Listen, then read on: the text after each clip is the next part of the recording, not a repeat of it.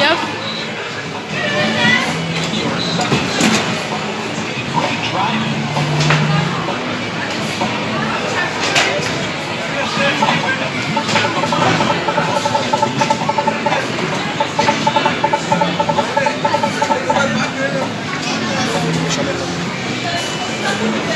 Kaç yaparsan alırsın? 50 yaparsan alırsın.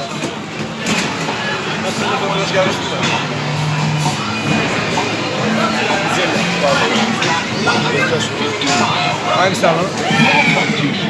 Hangisi alalım? 2 al. İkinciye mi? Gülen yüz. Hangisi daha güzel burada? Göremiyorum ki anasını. Kanka şu gülen yüz, şu smile, o üstteki önündeki de şey, şöyle yapan var ya.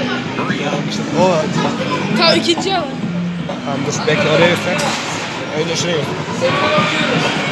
Böyle al. İkinci bastı.